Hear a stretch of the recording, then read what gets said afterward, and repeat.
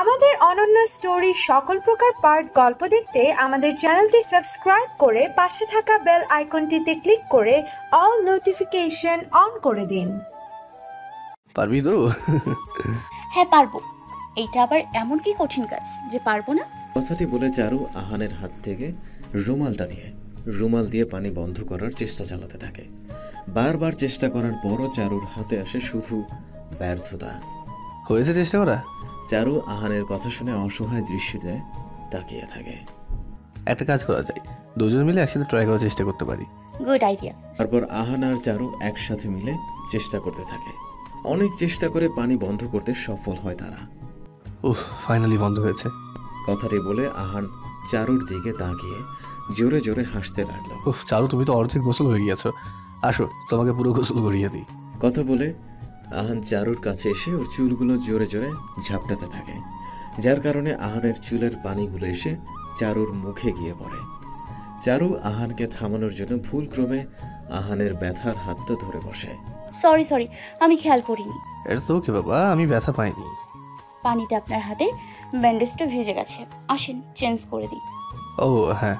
হ্যাঁ না করে চলেন, তাড়াতাড়ি চেঞ্জ করে দিই, না হলে প্রবলেম হবে। হ্যাঁ বাবা চলো। তারপর আহান আর চারু ওয়াশরুম থেকে বের হয়ে পড়ে। ফার্স্ট এর বক্সটা বের করে আহানকে বিছানায় বসিয়ে ওর সামনে হাঁটু গেড়ে বসে পড়ে চারু। আহান শুধু এক পলকে চেয়ে থাকে ওর ভালোবাসার মানুষটার দিকে। চারু আহানের হাতটা ধরে, ইস কি অবস্থা হয়েছে হাতটার, আপনার ব্যথা করছে? ব্যথা না লাগলেও অনেক বেশি ব্যথা করছে। চারু আহানের কথা শুনে আহানের হাতে ফোন দিতে থাকে। এখন ভালো লাগছে? অনেক বেশি ভালো লাগছে আমার। চারু আহানের কথা শুনে ভ্রু কুঁচকে ওর দিকে তাকালে। আরে মানে বলতে চেয়েছিলাম এখন ব্যথা একটু কম লাগছে। চারু আহানের কথা শুনে কিছু না বলে আহানের হাতে মলম লাগিয়ে তাড়াতাড়ি করে ব্যান্ডেজ করে দেয়। নিন, হয়েছে ব্যান্ডেজ করা। কথাটি বলে চারু আহানের রুম থেকে বের হতে নিলে ওয়েট চারু। চারু আহানের কথা শুনে থেমে গিয়ে পেছনে ঘুরে তাকায়। আহান তোয়ালেটা হাতে নিয়ে চারুর ভেজা চুলগুলো মুছতে নিলে। ভাইয়া আমি করে নিব, আপনার কষ্ট করার দরকার নেই। চুপ, হ্যাঁ একদম চুপ। চারু আহানের কথা শুনে মুখে আঙুল দিয়ে রাখে। তারপর আহান নিজেই ওর এক হাত দিয়ে চারুর ভেজা চুলগুলো মুছে দেয়। এখন তুমি যেতে পারো, নিজের রুমে গিয়ে তাড়াতাড়ি করে গিয়ে নিজের জামাটা চেঞ্জ করে দেবে। এই ভেজা কাপড়ে বেশিক্ষণ থাকলে তোমার সর্দি লেগে যাবে তো। চারু আহানের কথা শুনে রুম থেকে চলে যেতে নিলে চারু। চারু আহানের ডাক শুনে পেছনে ঘুরে তাকায়। আবার কি? না কিছু না, এমনি। কিছু না হলে ডাকলেন কেন পেছন থেকে? আচ্ছা বাবা, আমি অনেক বড় অপরাধ করেছি, আপনাকে পিছন থেকে ডাকে, প্লিজ আমাকে ক্ষমা করুন। চারু আহানের কথার কোনো উত্তর দিতে যাবে এর আগেই চারুর হাঁচি আসতে শুরু করে। দেখেছো, লেগে গেছে তো সর্দি। তাড়াতাড়ি করে রুমে গিয়ে লক্ষ্মী মেয়ের মতো জামাটা চেঞ্জ করে শুয়ে পড়ো গিয়ে। যাচ্ছি। তারপর চারু হাঁচি দিতে দিতে রুম থেকে বের হয়ে পড়ে। চারুর রুমে গিয়ে তাড়াতাড়ি করে নিজের জামাটা চেঞ্জ করে বিছানায় গিয়ে শুয়ে পড়ে। হঠাৎ চারুর মোবাইলের রিংটোন বেজে উঠে চারু বিছানা থেকে ফোনটা রিসিভ করে। হ্যালো। হ্যালো চারু। আহান পুরো কথা বলতে যাবে এর আগেই চারু আহানকে থামিয়ে দিয়ে, ভাইয়া আমার ঘুম পিপাসা পেয়েছে, আমি আপনাকে 5 মিনিট পরে ফোন দিই।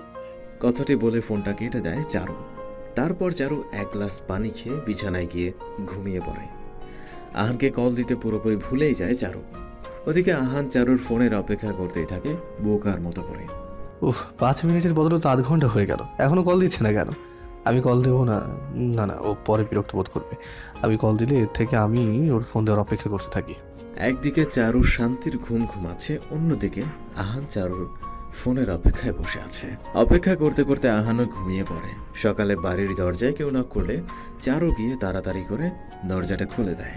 সামনে তাকিয়ে দেখে একজন লোক একটা ব্যাগ কাঁধে করে দাঁড়িয়ে আছেন, ক্যাবলা মার্কা হাসি দিয়ে। ম্যাম, আহান স্যার ফোন দিয়েছিল কল ঠিক করার জন্য। ও আচ্ছা, ভেতরে আসুন। কেরে চারু? ম্যাম, আহান স্যার ডেকে পাঠিয়েছে আমায়। তার ওয়াশরুমে নাকি কল ভেঙে গেছে, সেটা ঠিক করার জন্যই আমাকে আসতে বলেছিলেন উনি। ও আচ্ছা, উপরে যা, উপরে আহানের রুম। লোকটি চারুর দিকে তাকিয়ে, ম্যাম আমাকে একটু নিয়ে যাবেন স্যারের রুমে? জি চলুন। এই আপনি কি পাগল? ওকে ম্যাম ডাকছেন কেন? ওই কি এই বাড়ির মালকিন নাকি যে ম্যাম বলে ডাকছেন? ওর সাথে আর বাসার চাকরের সাথে কোনো পার্থক্য নেই, বুঝলেন? সাবিনার কথা শুনে চারুর চোখে জল এসে পড়ে। কেউ দেখে নেওয়ার আগেই জলগুলো মুছে নেয়।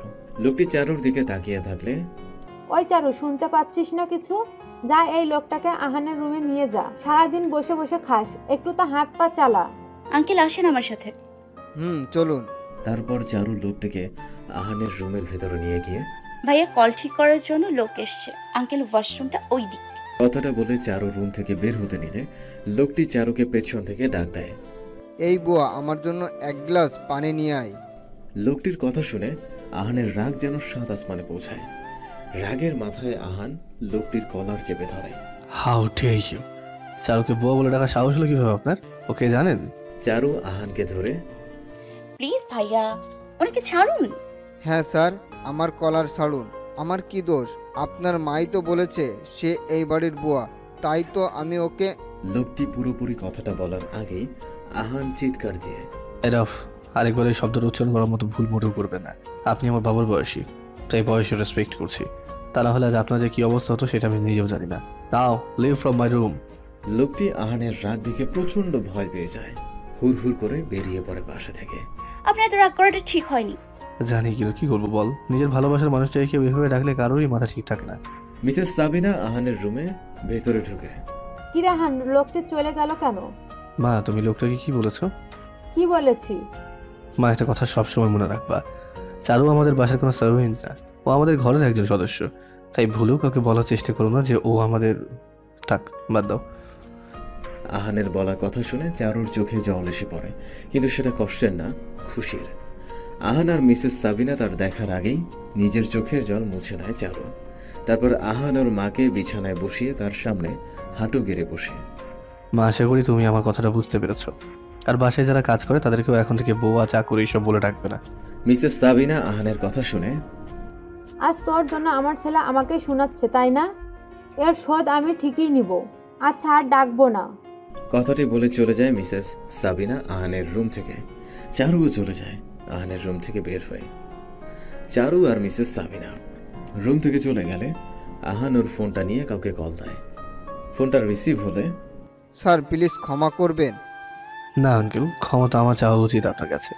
আসলে আমার প্রচণ্ড রাগ হয়েছিল যখন আপনি। বুঝতে পেরেছি, ভালোবাসার মানুষকে কেউ এভাবে ডাকলে যে কেউ এমন রিয়েক্ট করবে। আপনি কীভাবে বুঝলেন ওকে আমি? তোমাকে দেখলে যে কেউ বলে দিতে পারবে তুমি ওকে কতটা ভালোবাসো। শুধু ওই বোঝে না। যাই হোক, আমার আচরণের জন্য আমাকে মাফ করবেন, নিজের ছেলের মতো ভেবে। মাপ চাইতে হবে না বাবা। আর একটা কথা, মেয়েটা অনেক ভাগ্যবতী। বর্তমানে তোমার মতো ছেলে পাওয়া অনেক মুশকিল। তাই নাকি? দোয়া করবেন যাতে আমি আমার ভালোবাসার মানুষটাকে খুব জলদি নিজের করে দিতে পারি। হ্যাঁ বাবা, অবশ্যই। তারপর আহান ওর ফোনটা কেটে দিয়ে সামনে তাকিয়ে দেখে চারু ওর রুমের দরজার সাথে হেলান দিয়ে দাঁড়িয়ে আছে। রুমের ভেতরে ঢুকে, ভাইয়া কি বলছিলেন ফোনে? কি বলছিলাম? মানে ফোনে আপনি কাউকে বলছিলেন যে দোয়া করবেন আমি আমার ভালোবাসার মানুষকে যাতে খুব জলদি আপন করে নিতে পারি। এর মানে আপনি কাউকে ভালোবাসেন? বাসি তো, অনেক বেশি ভালোবাসি মেয়েটাকে। সত্যি ভাইয়া? মেয়েটাকে? যদি বলি মেয়েটি আর অন্য কেউ নয়, তুমি। আহানের বলা কথা শুনে চারু 440 ভোল্টের একটা শক খায়। আহান খেয়াল করে চারু আহানের বলা কথা শুনে বড় ধরনের শক খেয়েছে, তাই পরিস্থিতি স্বাভাবিক করার জন্য, আরে আমি তো ফান করছিলাম। চারু আহানের কথা শুনে স্বস্তির নিঃশ্বাস ফেলে। ওফ, থ্যাংক গড, সে ফান করছিল। কিন্তু সে ফান করে কথাটা বলছে, এই কথা শুনে আমার এত কষ্ট হচ্ছে কেন? মনে হচ্ছে আমার হৃদয়টাকে কেউ কুড়োল ছুরি দিয়ে ক্ষত বিক্ষত করে দিয়েছে। তাহলে আমি তাকে না চারু, এইগুলো তোর মনের ভুল, এর চেয়ে বেশি কিছু না। আরে বললাম তো তুমি। শয়তান। তারপর চারু রেগে মেগে চলে যায় আহানের রুম থেকে। আহান চারুর চলে যাওয়ার পর বিছানা শুয়ে পাশে থাকা একটা বালিশ খুব শক্ত করে নিজের বুকের সাথে জড়িয়ে, ও ওই মেয়েটা কি আল্লাহ কোনো কথাই বোঝে না। কোন যে বাচ্চা মেয়ের প্রেমে পড়লে আহান তুই? এই মেয়ে শুধু উচ্চতার দিক দিয়ে বড় হয়েছে, বোঝার শক্তি এক ফোঁটাও হয়নি। বাট আমার বিশ্বাস আমার ভালোবাসা ঠিকই বুঝবে যেদিন আমি চিৎকার দিয়ে বলবো আই লাভ ইউ চারু। কথাটি বলে আহানুর বুকের সাথে জড়িয়ে রাখা বালিশটি আরো শক্ত করে জড়িয়ে ধরল। বাসার দরজায় কড়া নাড়ার শব্দ হলে বাসার একটা সার্ভেন্ট এসে দরজাটা খুলে দেয়। সামনে তাকিয়ে দেখে আবির আর দিশা দাঁড়িয়ে আছে। কে এসেছে রে মর্জিনা? খালাম্মা, আবির ভাইয়া আর দিশা ভাবি এসেছে। ভাইয়া ভাবি কেমন আছেন আপনারা? আলহামদুলিল্লাহ মর্জিনা, তুমি? আপনারা চইলা আইছেন বাসায়? আমার তো অনেক খুশি লাগতেছে। মর্জিনার হাত হ্যাচকা টান দিয়ে তাকে সরিয়ে দেয় মিসেস সাবিনা। ওইখানে দাঁড়িয়ে না থেকে কাজ কর গিয়ে। মিসেস সাবিনার বলা কথা শুনে মর্জিনা মাথা নিচু করে থাকলে, কিরে এইখানে কি দাঁড়িয়ে থাকবি? আমার কপালে সব কাম চোরাই এসে ঠেকেছে। সবগুলো শুধু বসে বসে খাওয়ার ধান্দায় থাকে। যা কাজ কর গিয়ে। মিসেস সাবিনার কথা শুনে মেয়েটা মন খারাপ করে চলে যায় সেখান। মা, কি দরকার ছিল মেয়েটাকে এই সব কিছু বলার? আরে ওর কথা বাদ দে তো, আয় বাবা ঘরে আয়। তোকে ছাড়া এই বাড়িটা শূন্য শূন্য লাগছিল। আবির আর দিশা সাবিনার কথা শুনে বাসায় প্রবেশ করলে মিরাজ সাহেব সোফায় বসে চা খাচ্ছিলেন। দিশা আর আবিরকে দেখে যেন তার খুশির কোনো সীমা নাই। চাটা টেবিলে রেখে নিজের ছেলের কাছে গিয়ে বুকে জড়িয়ে নিলেন তিনি। দিশা মিরাজ সাহেবের পা ছুঁয়ে সালাম করতে নিলে মিরাজ সাহেব দিশাকে থামিয়ে, আরে কি করছো? পা ছুঁয়ে সালাম করতে হবে না। আমার আশীর্বাদ সর্বদা তোমার সাথে আছে মা। ভালোই ভালো, শ্বশুরের পা ছুঁয়ে সালাম করছো। শাশুড়ি যে আছে সেটা তো মনে হয় ভুলে গেছো। মা বাবা পুরোপুরি শিক্ষা দিয়ে পাঠায়নি মেয়েকে শ্বশুর বাড়ি। সাবিনার বলা কথাগুলো শুনে বেশ রাগ আসে দিশার, কিন্তু ভদ্রতার খাতিরে চুপ হয়ে যায় সে। মা, আপনাকে কি সালাম না করে পারি বলুন? আপনি তো আমার 10টা না 12টা না একটা মাত্র শাশুড়ি। তারপর দিশা মিসেস সাবিনার পা ছুঁয়ে সালাম করলে, হয়েছে, সালাম করতে হবে না আমার। কথাটি বলে মিসেস সাবিনা দিশার থেকে সরে দাঁড়ায়। দিশা আবির যাও নিজের রুমে গিয়ে একটু রেস্ট করো গিয়ে। আমি অফিসে যাচ্ছি, রাতে আসলে সবাই মিলে আড্ডা দিব, কেমন? বাবা, আমি যাই, তোমার সাথে অফিসে যাব। বাসা থেকে চলে যাওয়ার পর আর একসাথে অফিসে যাওয়া হয়ে ওঠে না। নো মাই সান, আজ তুমি রেস্ট নাও। আজ আমি একা সামলে নিব অফিসের কাজ। কিন্তু বাবা। কোনো কিন্তু নয়, আমি যেইটা বলেছি সেইটাই হবে, বুঝছো? আচ্ছা বাবা, যাব না আজ অফিস। গুড, আচ্ছা তাহলে আমি যাই। কথাটি বলে মিস্টার মিরাজ সাহেব চলে গেলেন অফিসে। আবির বাবা, তুই রুমে গিয়ে বিশ্রাম কর একটু। হ্যাঁ মা, আগে একটু আহানকে দেখে আসি ওর রুমে গিয়ে। আচ্ছা যা বাবা, আহান তোদের দেখলে খুশি হয়ে যাবে। তারপর আবির আর দিশা আহানের রুমে চলে যায় আহানের সাথে দেখা করতে। আহানের রুমের দরজার সামনে দাঁড়িয়ে দিশা আর আবির জোরে চিৎকার দিয়ে ওঠে, সারপ্রাইজ! আবির আর দিশা এইভাবে আশায় বেশ ভয় পেয়ে যায় আহান। আল্লাহ, তোমরা! আমি তো ভূত ভয়ে ভয় পেয়ে গিয়েছিলাম। আবির আর দিশা বিছানায় আহানের পাশে বসে পড়ে। তোমার ভাইকে ভূতের চাইতে কম নাকি? আমি ভূত হলে তুমি আম গাছের শাক চুননি। চারু পেছন থেকে এসে দিশার পেছনে দাঁড়িয়ে জোরে চিৎকার দিয়ে। ভাবি! আচমকা চারু এইভাবে চিৎকার দিয়ে ওঠায় বেশ চমকে ওঠে দিশা। দিশা রেগে মেগে চারুর কান ধরে, অনেক শয়তানি শিখে গেছো তাই না? ভাবিকে ভয় দেখাও। আরে ছাড়ো ভাবি, আমার লাগছে তো। হ্যাঁ ভাবি, ওর কানটা ছেড়ে দাও, ও ব্যথা পাচ্ছে তো। ইস দেবর, আমার যেমন করে বলছে মনে হচ্ছে আমি তার ভালোবাসার মানুষ, তার কান ধরে বসে আছি। চারুর যে কষ্ট মনে হয় ইনিই বেশি পাচ্ছেন। দিশার বলা কথা শুনে বেশ লজ্জায় পড়ে যায় আহান আর চারু। আর আবির খিলখিল করে বোকার মতো হাসতে থাকে দিশার কথা শুনে। হঠাৎ মিসেস সাবিনা আহানের রুমের সামনে দাঁড়িয়ে, চারু আমার রুমে তো একটু কাজ আছে। দিশা মিসেস সাবিনাকে দেখে তাড়াতাড়ি করে চারুর কানটা ছিঁড়ে দেয়। চারু চলে যেতে নিলে, চারু ওয়েট, আমিও আসতে তোমার সাথে। তারপর দিশাও চারুর সাথে নিচে চলে যায়। মিসেস সাবিনার রুমে চারু আর দিশা প্রবেশ করলে মিসেস সাবিনাকে দেখে, আমি কি তোমাকে আসতে বলেছিলাম দিশা? না মানে মা। থাক বাদ দাও। নিয়ে চারু এই লিস্ট, এই যা যা আছে সব নিয়ে আসবি বাজার থেকে কিনে।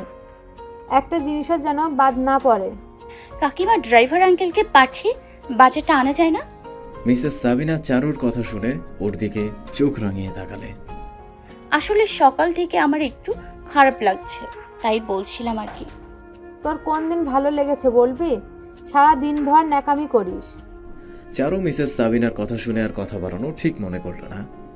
দিন লিস্টটা। এই ধর। চারু মিসেস সাবিনার থেকে লিস্টটা নিয়ে চলে যেতে নিলে। মা, অন্য কাউকে দিয়ে বাজারটা আনলে হয় না? এমনিও চারুর শরীরটা মনে হয় ভালো নেই। তোমাকে মাঝখান দিয়ে কথা বলতে বলেছি আমি? খালি তো কথাই বলতে জানো, আজ পর্যন্ত তো পারলে না আমাকে নাতি নাতনির মুখটা দেখাতে।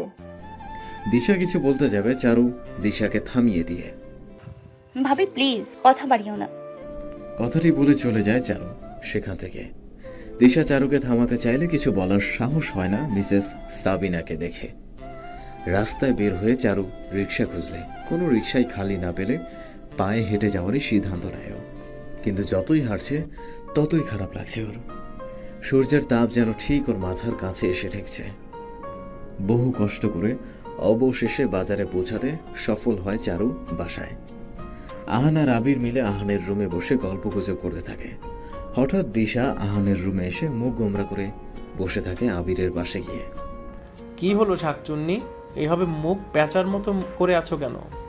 আবিরের কথা শুনে আহান হাসতে হাসতে শেষ। ফাজলামও ভালো লাগে না সব সময়। চারুর জন্য মনটা খারাপ লাগছে। বাজারে এমনিতেই শরীরটা ভালো লাগছে না, তার উপর মা ওকে লিস্ট হাতে ধরিয়ে পাঠিয়ে দিলেন বাজারে। দিশার কথা শুনে আহানের মুখের হাসিটা শূন্যে মিলিয়ে যায়। ভাবি কোন বাজারে গেছে ও? এই তো আমাদের বাড়ির সামনে বাজারটাই, আধা ঘন্টার দূরত্ব হবে। থ্যাঙ্কস ভাবি। কথাটি বলে তাড়াতাড়ি রুম থেকে বের হয়ে পড়ল আহান। তারপর গাড়িটা বের করে রওনা দেয় বাজারের উদ্দেশ্যে। বাজারে আসলে গাড়ি থেকে নেমে পড়ে আহান আর পাগলের মতো বাজারের প্রত্যেকটা জায়গায় খুঁজতে থাকে চারুকে। এইভাবে অসুস্থ শরীর নিয়ে চারুকে খুঁজতে থাকে। বেশ ক্লান্ত হয়ে পড়ে আহান। আকাশের দিকে তাকিয়ে, উফ আল্লাহ, কোথায় খুঁজবো আমি মেয়েটাকে? হঠাৎ একটা পরিচিত কণ্ঠ আহানের কানে ভেসে ওঠে। আহান কণ্ঠটা শুনে বাজারের সামনের দিকে এগোলে দেখে একটা মেয়ে কোমরে হাত দিয়ে দোকানদারের সাথে দর কষাকষি করছে। মেয়েটাকে পেছনে দেখে আহানের আর বুঝতে বাকি রইল না মেয়েটি কে। তাড়াতাড়ি করে চারুর সামনে গিয়ে দাঁড়িয়ে, তুমি এইখানে? আর আমি তোমায় কোথায় কোথায় খুঁজে বেড়াচ্ছি। এই আপনি এখানে? ওয়েট ভাইয়া, আগে এই দোকানদারের সাথে বোঝাপড়া করে নিই। এই আপনি দেবেন? আপা কেমনে দিমু? এক হালি লেবুর দাম 50 টাকা, আর আপনি 2 হালি লেবু চাইতেছেন 60 টাকা। আমি তো কিনছি এক হালি 40 টাকা দিয়া। আমি বুঝি না, এইসব কথা বলেই মানুষকে বোকা বানান।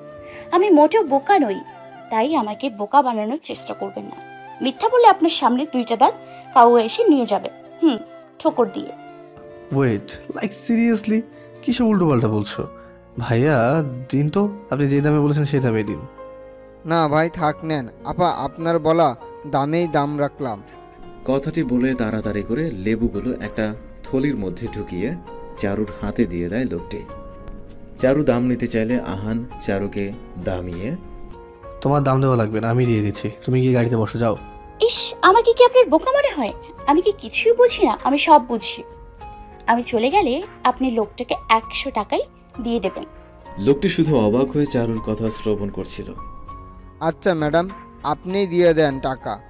লোকটির কথা শুনে চারু তাড়াতাড়ি করে ব্যাগ থেকে টাকা বের করে দিল। ওইখানে 60 না 65 টাকা আছে। আমার মন বিশাল বড়, তাই 5 টাকা বেশি দিয়ে দিলাম। কয় কি আমার 50 টাকা লস কইরা এখন কয় আমি 5 টাকা বেশি দিছি? কার মুখ দেখা যে আজ ঘুম থেকে উঠছিলাম যে সকাল সকাল এমন কাস্টমার আইছে? জি ম্যাডাম, হাসা কইছেন, আপনার মন বিশাল বড়। হয়েছে, এখন চলো। চলেন। চারু চলে গেলে লোকটি স্বস্তির নিঃশ্বাস ছাড়ে। তো বললেন না আপনি এখানে কি করছেন? আমার বউকে নিতে এসেছি। কি সবজি বাজারে? মানুষ তো বউ নিতে শ্বশুর বাড়ি যায়। উফ, আমি কেন আসলাম, কি কারণে আসলাম সেগুলো বাদ দাও, চলো বাসে চলো, লেট হয়ে যাচ্ছে। এমনি তোমার শরীরটাও বেশি ভালো দেখাচ্ছে না। আমি আইসক্রিম খাবো, গলাটা আমার শুকিয়ে কাঠ হয়ে গেছে। তাই নাকি? আচ্ছা তুমি গাড়িতে গিয়ে বসো, আমি গিয়ে নিয়ে আসছি। তারপর আহান চারুকে গাড়ির সামনে নিয়ে গিয়ে ওকে গাড়িতে বসিয়ে চলে যায় আইসক্রিম কিনতে। কিছুক্ষণ পর আহান এসে গাড়িতে ঢুকে চারুর হাতে একটা ডাবের পানি ধরিয়ে দেয়। এটা কি? এইটা আইসক্রিম। দেখুন, মজা করবেন না। আমার আইসক্রিম কই? আইসক্রিম ওর মামার বাড়ি বেড়াতে গিয়েছে, তাই আপাতত তুমি এটা খাও। ডাবের পানি হেলথের জন্য অনেক ভালো, আর তোমার সর্দি লেগেছে তাই আইসক্রিম খাওয়া যাবে না। এই কারণেই ডক্টরদের সাথে থাকতে নেই, তারা শুধু লেকচার দিতে থাকে। হ্যাঁ, লেকচার দেয়, আর আমার লেকচার শুনতে তুমি বাধ্য। আপনি কেন আসলেন আমাকে নিতে? ড্রাইভার আঙ্কেলকে পাঠিয়ে দিতেন। এমনি আপনার হাতে ব্যথা, গাড়ি চালাতে আপনার কষ্ট হবে। তোমার কি বললো আমি তোমাকে নিতে আসছি? আমি তো এমনি ঘুরতে এসেছি। আমার হাতে এখন ব্যথা নেই, অনেকটা কমে গেছে, তাই আমি ড্রাইভটা করতে পারবো। কথাটি বলে আহান গাড়ি স্টার্ট দেয় আর আপন মনে গাড়ি চালাতে থাকে। চারু মুখে পাইপ নিয়ে আহানের দিকে তাকিয়ে থাকে। এইভাবে বেশিক্ষণ আমার দিকে তাকিয়ে থাকলে কিন্তু আমার প্রেমে পড়ে যাবে। চারু আহানের কথা শুনে বেশ লজ্জায় পড়ে যায়। তাড়াতাড়ি করে অন্যদিকে মুখ সরিয়ে নেয়।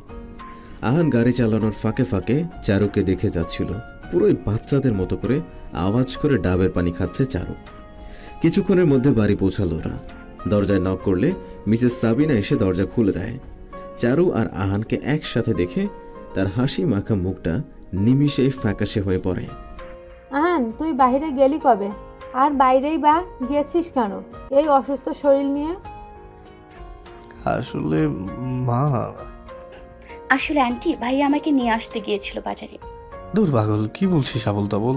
আমি তো একটা জরুরি কাজের জন্য বাইরে গিয়েছিলাম, আর ভাগ্যক্রমে তোর সাথে রাস্তায় দেখা হয়ে যায়, তাই ভাবলাম তোকে সাথে করে নিয়ে আসি। আচ্ছা মা, আমি আমার রুমে যাচ্ছি ফ্রেশ হতে।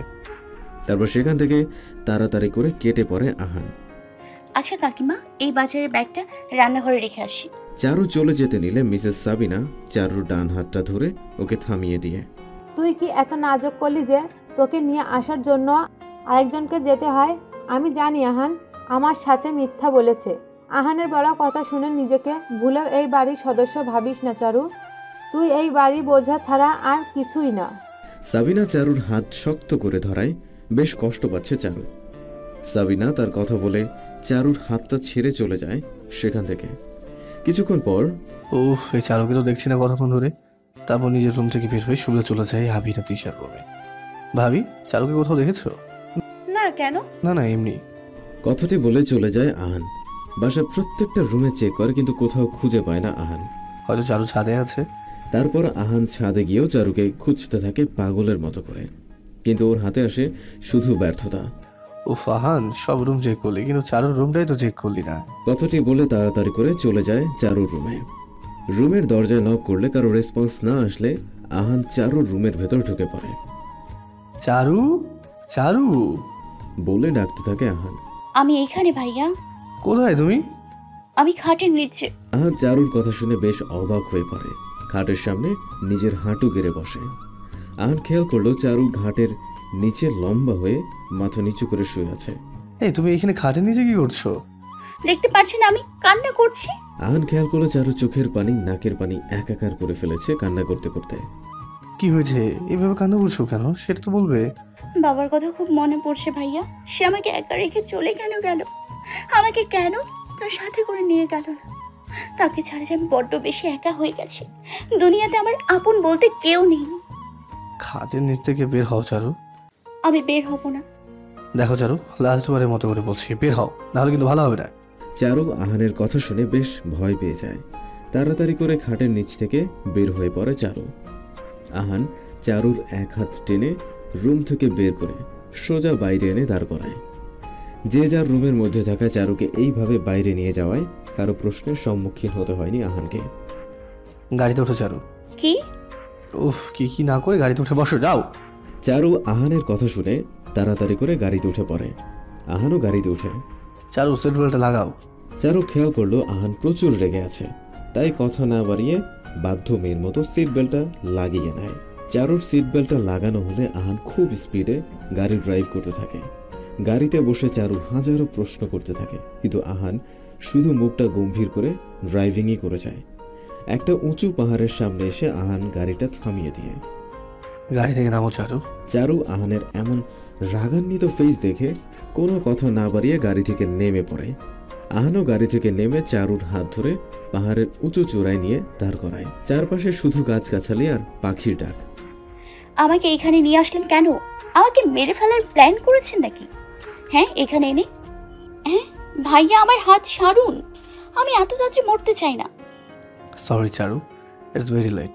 বললো না তোমার বাবা তার সাথে করে তোমাকে কেন নিয়ে যায়নি, তাই তোমার বাবার কাছেই পাঠাচ্ছি তোমাকে। চোখটা বন্ধ করো, মরতে কিছুটা কম কষ্ট হবে। ভাইয়া, I said close your eyes. আর কান্না করাটা বন্ধ করো।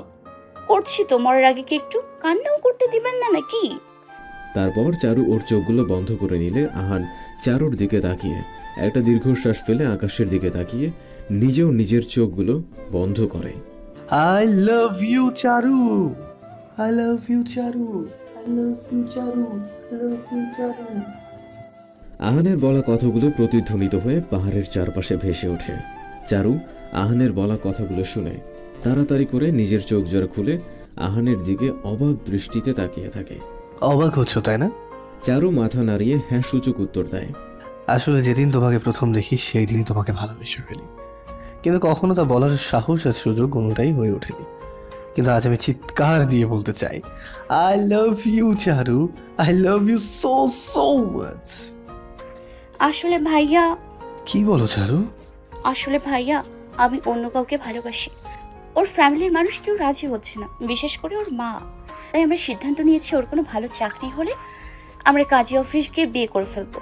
আর আমার সাক্ষী হিসেবে আপনাকে আর ভাইয়া ভাবিকে সাথে করে নিয়ে যাব। কিন্তু সত্যি আমার এমন কোনো ধারণা ছিল না যে আপনি আমাকে, না হলে আগেই আপনাকে আমার ভালোবাসার কথা বলে দিতাম। তোমার কোনো দোষ নেই চারু, থাক বাদ দিয়ে ওসব কথা। আর আমি মোটেও কষ্ট পাইনি, সত্যি বলছি একটু কষ্ট পাইনি আমি। আমার সাথে এমন কেন হলো আল্লাহ? নিজের ভালোবাসার মানুষ থেকে শুনতে হচ্ছে সে আমাকে নয় অন্য কাউকে ভালোবাসে। আমি যে নিতে পারছি না এইসব, কিন্তু চারুর সামনে এইভাবে ভেঙে পড়লে চলবে না। ওর সামনে আমাকে শক্ত হতে হবে, তা না হলে চারু গিল্টি ফিল করবে। কি হলো ভাইয়া? কই কিছু না তো, কিছু হয়নি। থ্যাংক গড আপনি কষ্ট পাননি, আমি তো ভয় পেয়ে গিয়েছিলাম। তাহলে ভাইয়া বলেন, আমার বিয়ের দিন আমার পক্ষে থেকে সাক্ষী হবেন না? কি ভাগ্য আমার, সরি ভাগ্য না, দুর্ভাগ্য। নিজের ভালোবাসার মানুষের সাক্ষী হতে হবে। পরেরটা পরে দেখা যাবে। চলো এখন বাইরে চলো, লেট হয়ে যাচ্ছে। ওয়েট ভাইয়া, আপনার মতো আমিও চিৎকার দিয়ে আমার ভালোবাসার মানুষটার নাম নিয়ে কিছু বলতে চাই। চারুর মুখের কথা শুনে আহানের কষ্ট যেন হাজার গুণ বাড়িয়ে দিল। আচ্ছা আমি গাড়িতে তোমার জন্য ওয়েট করছি, তুমি তাড়াতাড়ি করে চলে এসো। কথাটি বলে সামনের দিকে হাঁটা দেয় আহান। চারু আকাশের দিকে তাকিয়ে আই লাভ ইউ। চারুর কথা শুনে আহানের চোখ দিয়ে দুফোঁটা জল গড়িয়ে পড়ে আর খুব দ্রুত হাঁটা শুরু করে। I love you too Ahan. চারুর কথা শুনে আহান থেমে গিয়ে পেছনে ঘুরে তাকায় আর খুব দ্রুত চারুর সামনে দাঁড়িয়ে, এই কি বললো তুমি? বলেছি I love you too Abul. Fun করো না প্লিজ, তুমি এটা বলোনি তখন। আহান, আমি সেদিনেই বুঝে গিয়েছি আপনি আমায় কতটা ভালোবাসেন, যেদিন আপনি আপনার এই রক্তাক্ত হাত আমার গালটায় রেখে বলেছিলেন যে আমি ঠিক আছি কিনা।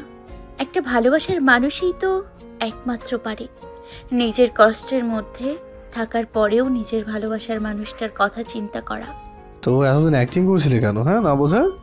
জানেন, আমার ছোটকাল থেকে অ্যাক্টিং করার ইচ্ছা ছিল, তাই ভাবলাম একটু অ্যাক্টিং করে নিই। কিন্তু আপনিও কেমন? আমি বলেছি আমি অন্য কাউকে ভালোবাসি, আর আপনি? ভালোবাসলে এই না যে এই মানুষটাকে পেতেই হবে তোমার। ভালোবাসার মানে হলো যাকে তুমি ভালোবাসো ছায়ার মতো তার পাশে থাকা, তার খুশির জন্য সব কষ্ট হাসি মুখে সহ্য করে নেওয়া। আর তোমার মুখে ছোট্ট একটা হাসি আমার কষ্টের সামনে কিছুই না চারু। হইছে কবি, আপনার ডায়লগ বলা। তো কি শুনতে চাও? তারপর আহান চারুর হাত দুটো নিজের হাতে রেখে, আই লাভ ইউ চারু, অনেক বেশি ভালোবাসি তোমায়। সারা জীবন তোমার ছায়া হয়ে তোমার পাশে থাকতে চাই। হয়েছে, যত যাই বলেন, আমি আপনার থেকে বেশি ভালোবাসি। মোটেও না। চারু আহানের কথা শুনে রেগে পাহাড়ের চূড়ায় পা ঝুলিয়ে বসে পড়ে। আহানও চারুর পাশে গিয়ে বসে পড়ে। আচ্ছা একটা গেম খেলি। কি? আমি একবার লাভ ইউ বলবো, একবার আপনি বলবেন। যে 100 পর্যন্ত যাবে সেই বেশি ভালোবাসে, ঠিক আছে? হোয়াট? হোয়াট বলা বন্ধ করুন, বলেন ওকে। আচ্ছা বাবা ওকে। আচ্ছা আমি শুরু করি। Love you. Love you too. Love you. Love you 3। Love you 100। ওই আপনাকে কোন পাগলের ডক্টর বানিয়েছে? 1 2 দেখে বলতে পারেন না। 3 এর পর 4 হয়, 4। যাই বলো আমি কিন্তু জিতেছি, তাই আমি তোমাকে বেশি ভালোবাসি। এইভাবে ভালোবেসে যাবেন তো আমায়? মাঝপথে আমাকে একা ফেলে চলে যাবেন না তো কখনো? কোনো সুন্দরী মেয়ে চোখে পড়লে তাহলে তোমার পিছনে ওই মেয়ের পিছনে নেবো। চারু বেশ রেগে ওঠে আহানের কথা শুনে। রেগে গিয়ে আহানের কলার ধরে। আবার বলেন, কি বললেন? আহান সাথে সাথে চারুর গালে একটা কিস করে বলল, তোমাকে অনেক আদর করতে ইচ্ছে করছে, তাই বললাম। আবার বলবো কথাটা? তুমি যদি শুনতে চাও তাহলে আমি একবার কেন 100 বার বলতেও রাজি আছি এই কথা। আহান আকস্মিক এইভাবে চারুর গালে কিস করায়। চারু বেশ লজ্জায় পড়ে যায়। আহানের বলা কথা যেন চারুর লজ্জায় আরো ঘি ঢেলে দেয়। লজ্জায় পড়ে চারু সাথে সাথে আহানের কলার ছেড়ে দিয়ে অন্যদিকে মুখ করে তাকায়।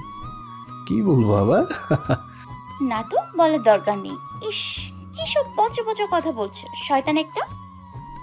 আহান খেয়াল করলো চারু বেশ লজ্জায় পড়ে গেছে ওর কথা শুনে, তাই চারুকে স্বাভাবিক করার জন্য আহান চারুর কোলে নিজের মাথাটা রেখে, এই যে কি হলো আমার চড়ুই পাখির? সারাদিন তো বকবক করো, এখন চুপ হয়ে আছো কেন? ওই ঠিক হয়ে বসুন, এইভাবে বসলে তো পাহাড় থেকে পড়ে যাবেন। পড়ে গেলে কত ভালো হবে, তাই না? মৃত্যুর আগে তোমার কোলে মাথা রাখার সুযোগ হলো। দেখুন, এসব ফাজলামো কিন্তু ভালো লাগে না আমার। প্লিজ উঠে বসুন, আমার অনেক ভয় করছে। এমনি আজ খারাপ স্বপ্ন দেখেছি। কি দেখেছো? আমি মারা গেছি? চারু আহানের বলা কথাগুলো শুনে বেশ রেগে মেগে ওঠে। চারু আহানকে কিছু বলতে যাবে, ঠিক তখনই আহানের ফোনটা বেজে ওঠে। আহান সাথে সাথে চারুর কোল থেকে নিজের মাথাটা উঠিয়ে নিজের ফোনটা রিসিভ করে। হ্যালো মা। ফোনে মিসেস সাবিনা এই কথা শুনে চারু ভয়ে কাঁপাকাঁপি শুরু করে দেয়। আহান তুই কই? এই তো মা, তোমার বৌমার সাথে পাহাড়ে চড়ে বসে জমিয়ে প্রেম করছি। দেখ আহান, ফাজলামা ভালো লাগছে না সব সময়। আহানের বলা কথাগুলো শুনে চারুর কাঁপুনি যেন আরো বাড়তে থাকে, কিন্তু আহানের সেই দিকে হুঁশ নেই। বা আমি একটু হাওয়া খেতে এসেছি বাইরে, ঘরে থেকে তো ভাত খেতে পাই না, তাই ভাবলাম বাইরে এসে একটু হাওয়া খেয়ে আসি। তুই কবে ভালো হবি আহান? বাচ্চাদের মতো শয়তানি করতে থাকিস। উফ মা, তুমি টেনশন নিও না, আমি কিছুক্ষণের মধ্যেই চলে আসছি। তাড়াতাড়ি চলে আয়। কি দরকার ছিল এই অসুস্থ শরীর নিয়ে বাইরে যাওয়া? আচ্ছা মা, আমি 2 মিনিটের মধ্যেই চলে আসছি। কথাটি বলে তাড়াতাড়ি করে ফোনটা কেটে দেয় আহান। ফোনটা কেটে দিয়ে আহানের চোখ চারুর উপর পড়লে আহান খেয়াল করলো চারু ভয়ে কাঁপছে। কি হলো আমার চড়ুই পাখিটা এভাবে কাঁপছে কেন? তাড়াতাড়ি বাড়ি চলুন।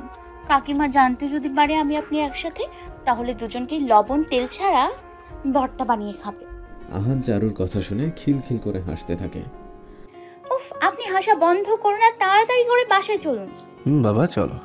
তারপর আহান আর চারু তাড়াতাড়ি গাড়ি করে বাসায় চলে আসে।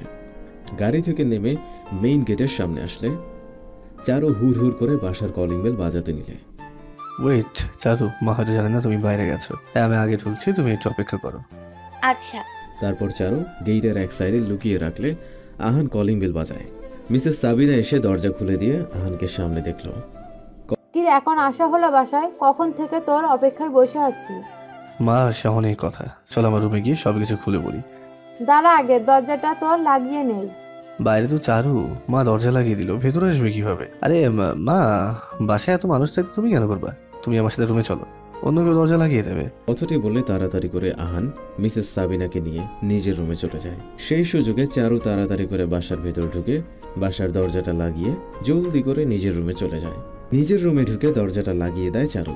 তারপর নিজের ওড়নাটা লুঙ্গির মতো করে পরে মোবাইলে লুঙ্গি ডান্স গান ছেড়ে খাটের উপর উড়াধুরা নাচতে শুরু করে।